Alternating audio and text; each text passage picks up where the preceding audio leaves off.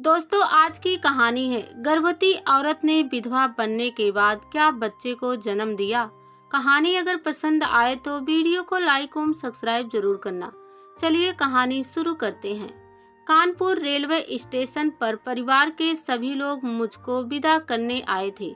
माँ, पिताजी और तीनों भाई भाभियाँ, सबकी आंखों में आंसू थे। पिताजी और माँ हमेशा की तरह बेहद उदास थे कि उनकी पहली संतान और अकेली पुत्री पता नहीं कब उनसे फिर मिलेगी। मुझे इस बार भारत में अकेले ही आना पड़ा। बच्चों की छुट्टियां नहीं थी। वे तीनों अब कॉलेज जाने लगे थे। जब स्कूल जाते थे तो उनको बहला फुसला कर भारत ले आती थी, लेकिन अब वे अपनी मर्जी के मालिक थे। हाँ, इनका आने का काफी मन था, परंतु तीनों बच्चों के ऊपर घर छोड़कर भी तो नहीं आया जा सकता था। इस बार पूरे 3 महीने भारत में रही। 2 महीने कानपुर में मायके में बिताए और 1 महीना ससुराल में अम्मा व बाबूजी के साथ। मैं सबसे गले मिली। ट्रेन चलने में अब कुछ मिनट ही शेष रह गए थे। पिताजी ने कहा, बेटी चढ़ जाओ डब्बे में, पहुंचते ही फोन करना। पता नहीं क्यों मेरा मन टूटने सा लगा। डब्बे के दरवाजे पर जाते जाते कदम वापस मुड़ गए। मैं माँ और पिताजी से चिपट गई। गाड़ी चल दी। सब लोग हाथ हिला रहे थे। मेरी आंखें तो बस माँ और पिताजी पर ही केंद्रित थी। कुछ देर में सब ओझल हो गए। डब्बे के शौचालय में जाकर मैंने मुंह धोया। रोने से आंखें लाल हो गई थी। वापस आकर अपनी सीट पर बैठ गई। मेरे सामने 3 यात्री बैठे थे, पति पत्नी और उनका 10 से 11 वर्षीय बेटा। लड़का और उसके पिता खिड़की वाली सीट पर विराजमान थे। हम दोनों महिलाएं आमने सामने थी, अपनी अपनी दुनिया में खोई हुई। आप दिल्ली में रहती हैं क्या? उस महिला ने पूछा। नहीं, लंदन में रहती हूँ। दिल्ली में मेरी ससुराल है। यहाँ पीहर में इतने सारे लोग हैं, इसलिए बहुत अच्छा लगता है। दिल्ली में सास ससुर के साथ रहने का मन तो बहुत करता है, पर वक्त काटे नहीं करता। वहाँ बस खरीदारी में ही समय खराब करती रहती हूँ। अब मेरा मन कुछ हल्का हो गया था। आप मुझे आशा कहकर पुकार सकती हैं। मैंने अपना नाम भी बता दिया। मेरा नाम ललिता है और यह है हमारा बेटा न्यू, और ये है मेरे पति राकेश। ललिता के पति ने हाथ जोड़कर नमस्कार किया। न्यू अपनी माँ के कहने पर नमस्ते के बजाय केवल मुस्कुरा दिया, लेकिन राकेश ने नमस्ते के बजाय उससे आगे बात करने में दिलचस्पी नहीं दिखाई। मैंने अनुमान लगाया कि शायद वे दक्षिण के थे। ललिता और मैं तो हिंदी में ही बातें कर रही थी। शायद राकेश को हिंदी में बातें करने में परेशानी महसूस होती थी, इसलिए वे चुप ही रहे। गाड़ी दिल्ली कब तक पहुंचेगी? मैंने पूछा। वैसे पहुंचने का समय तो दोपहर के 3 बजे का है। अभी तक तो समय पर चल रही है। शायद यह गाड़ी आगरा के बाद मालगाड़ी हो जाती है। वहां से इसका कोई भरोसा नहीं। हम तो साल में 3 से 4 बार दिल्ली और कानपुर के बीच आते जाते हैं, इसलिए इस गाड़ी की नस नस से वाकिफ हैं। ललिता बोली, शायद 5 बजे तक पहुंच जाएगी। आप दिल्ली में कहाँ जाएंगी? करोला बाग। मैं बोली, आपको स्टेशन पर कोई लेने आएगा? ललिता ने पूछा। हमें तो टैक्सी करनी पड़ेगी। हम छोड़ आएंगे आपको करोला बाग। अगर कोई लेने नहीं आया तो मुझे लेने कौन आएगा? बेचारे सास ससुर के बस का यह सब कहाँ है? मैंने संक्षिप्त उत्तर दिया। राकेश ने अंग्रेजी में कहा, आप फिक्र ना कीजिए, हम छोड़ आएंगे। हम तो हौज खास में रहते हैं। कभी समय मिला तो आपसे मिलने आऊंगी। ललिता बोली। ना जाने क्यों वह मुझे बहुत ही अच्छी लगी। ऐसे लगा जैसे बिल्कुल अपने घर की ही सदस्य हो। हाँ, जरूर आ जाना। परसों तो इंदु भी आ जाएगी। हम तीनों मिलकर खरीदारी करेंगी। ललिता की आंखों में प्रश्न तैरता देखकर मैंने कहा, इंदु मेरी ननद है, मेरे पति से छोटी है। कलकत्ता में रहती है। कहीं इंदु के पति का नाम वीरेश तो नहीं? ललिता जल्दी से बोली। हाँ हाँ वही। तुम कैसे जानती हो उसे? मैं उत्साह से बोली। अचानक शायद कोई धूल का कण राकेश की आंखों में आ गया। उसने तुरंत चश्मा उतार लिया और आंख रगड़ने लगा। ललिता बोली, आपसे कितनी बार कहा है कि खिड़की के पास वाली सीट पर मत बैठिए। खुद बैठते हैं, साथ ही न्यू को भी लेके बैठते हैं। अब जाइए, जाकर आंखों में पानी के छींटे डालिए। राकेश सीट से उठ खड़ा हुआ। उसके जाने के बाद ललिता ने राकेश को पति की सीट पर बैठने को कहा और खुद मेरे पास आकर बैठ गई। रमा जी, आप मुझे नहीं पहचानती?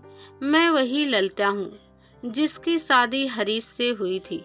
अरे तुम हो ललिता? मेरे मुंह से चीख सी निकल गई। ललिता ने मेरी ओर देखा, फिर राकेश को देखा। वह अपने में मस्त बाहर खिड़की के नज़ारे देख रहा था। ललिता का नाम लेना भी हमारे घर में मना था। हम सबके लिए तो वह मर गई थी। मेरे देवर से उसकी शादी हुई थी 12 वर्ष पहले। शादी अचानक ही तय हो गई थी। हरीश 2 वर्ष के लिए रूस जा रहा था प्रशिक्षण के लिए। साथ में पत्नी को ले जाने का भी खर्चा मिल रहा था। अम्मा और बाबूजी तो हमारे आए बिना शादी करने के पक्ष में नहीं थे। इनका ऑपरेशन हुआ था। डॉक्टरों ने मना कर दिया था यात्रा पर जाने के लिए, इसलिए हमें में से कोई आ नहीं पाया था। शादी के कुछ दिनों बाद हरीश और ललिता रूस चले गए, लेकिन 2 महीने के भीतर ही हरीश की कार दुर्घटना में मृत्यु हो गई। मेरे पति लंदन से मॉस्को आ गए हरीश का अंतिम संस्कार करने। बेचारी ललिता भी भारत लौट गई। दुल्हन के रूप में भारत से विदा हुई थी और विधवा के रूप में लौटी थी। अम्मा और बाबूजी के ऊपर तो दुख का पहाड़ टूट पड़ा था। उनका बेटा भरी जवानी में ही उनको छोड़कर चला गया था। वह ललिता को अपने पास रखना चाहते थे, लेकिन वह नागपुर अपने माता पिता के पास चली गई। कभी कभार ललिता के पिता ही बाबूजी को पत्र लिख दिया करते थे। अम्मा और बाबूजी की खुशी की सीमा नहीं रही जब उन्हें पता चला कि उनके बेटे की संतान ललिता की कोख में पनप रही है। कुछ महीने बाद ललिता के पिता ने पत्र द्वारा बाबूजी को उनके पोते के जन्म की सूचना दी। अम्मा और बाबूजी तो खुशी से पागल ही हो गए।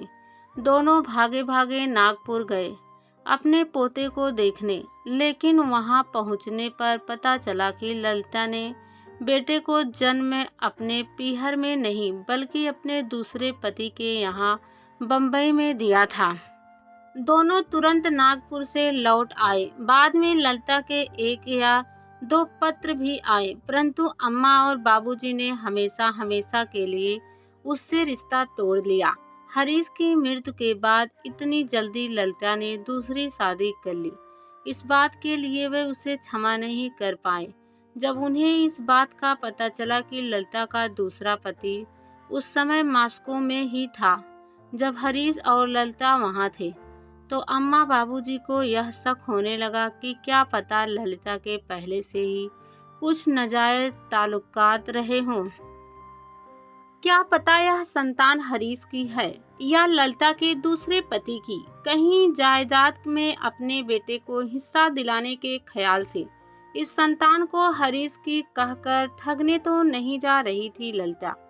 न्यू एकदम हरीश पर गया है। एक बार अम्मा बाबूजी इसको देख ले तो सब कुछ भूल जाएंगे। मुझसे रहा ना गया। भाभी जी, आपने मेरे मुंह की बात कह दी। यह बात कहने को मैं बरसों से तरस रही थी, लेकिन किससे कहती। बेचारा राकेश तो न्यू को ही अपना बेटा मानता है। शायद हरीश भी कभी न्यू से इतना प्यार नहीं कर पाता जितना राकेश करता है। ललिता ने बात बीच में ही रोक दी। राकेश लौट आया था। उसके बैठने से पहले ही न्यू उठ खड़ा हुआ। चलिए पिताजी, भोजन कक्ष में कुछ खाने को बड़ा मन कर रहा है। राकेश का मन तो नहीं था, परंतु ललिता द्वारा इशारा करने पर वह चला गया। उनके जाने पर ललिता ने चैन की सांस ली। हम दोनों चुप थीं।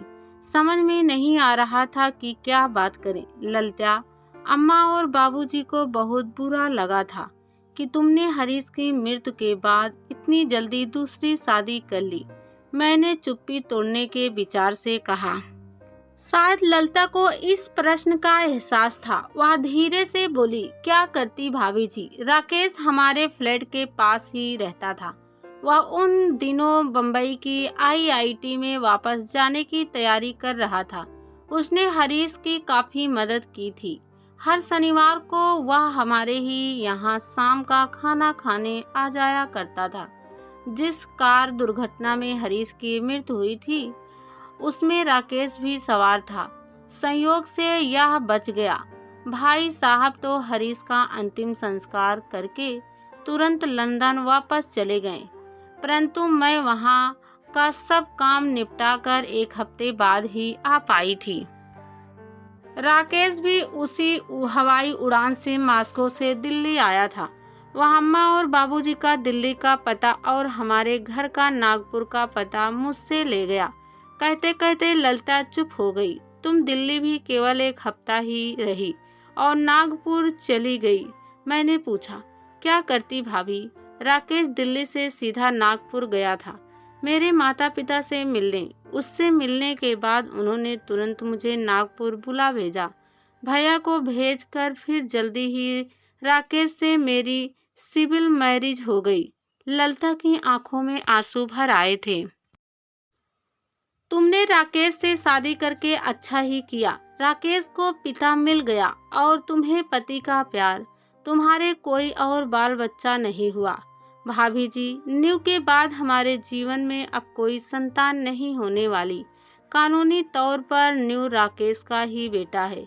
राकेश ने तो मुझको पहले ही बता दिया था कि युवावस्था में एक दुर्घटना के कारण वह संतान उत्पत्ति में असमर्थ हो गया था।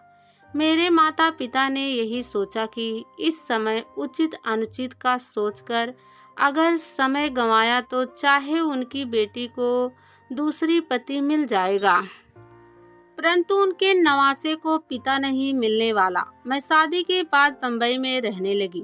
जब न्यू हुआ तो किसी को तनिक भी संदेश नहीं हुआ। वर्षों से ललिता के बारे में हम लोगों ने क्या क्या बातें सोच रखी थी। अम्मा और बाबूजी तो उसका नाम आते ही क्रोध से कांपने लगते थे, परंतु अब सब बातें साफ हो गई थी। बेचारी शादी के बाद कितनी जल्दी विधवा हो गई थी। पेट में बच्चा था। फिर एक सहारा नजर आया जो उसकी जीवन नया को दुनिया के थपेड़ों से बचाना चाहता था। ऐसे में कैसे उस सहारे को छोड़ देती? अपने भविष्य को, अपनी होने वाली संतान के भविष्य को किसके भरोसे छोड़ देती? मैंने ललिता के सिर पर हाथ रख दिया। वह मेरी ओर स्नेह से देखने लगी। अचानक वह झुकी और मेरे पाँव को हाथ लगाने लगी। आप तो रिश्ते में मेरी जेठानी लगती हैं। आपके पाँव छूने का अवसर फिर पता नहीं कभी मिलेगा या नहीं। मैंने उसको अपने पाँव को छूने दिया। चाहे अम्मा और बाबूजी ने ललिता को अपनी पुत्र वधू के रूप में अस्वीकार कर दिया था, परंतु मुझे अब वह अपनी देवरानी ही लगी। कुछ ही देर में राकेश और न्यू लौट आए। भोजन कक्ष से काफी सारा खाने का सामान लाए थे। हम सभी मिलजुल कर खाने लगे। दिल्ली जंक्शन आ गया। सामान उठाने के लिए 2 कुली किए गए। राकेश ने मुझे कुली को पैसे देने नहीं दिया। टैक्सी में राकेश आगे ड्राइवर के साथ बैठा था। मैं, ललिता और न्यू पीछे बैठे थे। कुछ ही देर बाद हमारा घर आ गया। राकेश डिग्गी से मेरा सामान निकालने लगा। बेटा, ताई जी को नमस्ते करो, पाँव छुओ इनके, ललिता ने कहा तो न्यू ने आज्ञाकारी पुत्र की तरह पहले हाथ जोड़े, फिर मेरे पाँव छुए। मैंने उन दोनों को सीने से लगा लिया। राकेश ने मेरा सामान उठाकर बरामदे में रखकर घंटी बजाई। मैंने ललिता और न्यू से विदा ली। चलते चलते मैंने 100 रुपए का एक नोट न्यू की जेब में डाल दिया। अम्मा और बाबूजी तो मेरी ही प्रतीक्षा कर रहे थे। तुरंत दरवाजा खोल दिया। मेरे साथ राकेश को देखकर तनिक चौंके, परंतु मैंने कह दिया, अम्मा जी, ये अपनी टैक्सी में मुझे साथ लाए थे। कार में इनकी पत्नी और बेटा भी है। चाय वगैरह पीकर जाइएगा, बाबूजी ने आग्रह किया। नहीं, अब चलता हूँ, राकेश ने हाथ जोड़ दिए। अम्मा और बाबूजी मुझको घेर कर बैठ गए। वह सवाल पर सवाल किए जा रहे थे, सफर के बारे में, मेरे पीहर के बारे में, परंतु मेरा मन तो कहीं और भटक रहा था।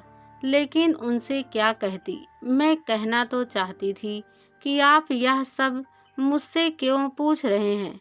अगर कुछ पूछना ही चाहते हैं तो पूछिए कि वह आदमी कौन था जो यहाँ तक मुझे टैक्सी में छोड़ गया था। टैक्सी में बैठी उसकी पत्नी और पुत्र कौन थे? शायद मैं साहसा करके उनको बता भी देती कि उनके खानदान का एक चिराग कुछ क्षण पहले उनके घर की देहरी तक आकर लौट गया है। वह दोनों रात के अंधेरे में उसे नहीं देख पाए थे। शायद देख पाते तो उसमें उन्हें अपने दिवंगत पुत्र की छवि नजर आए बिना नहीं रहती।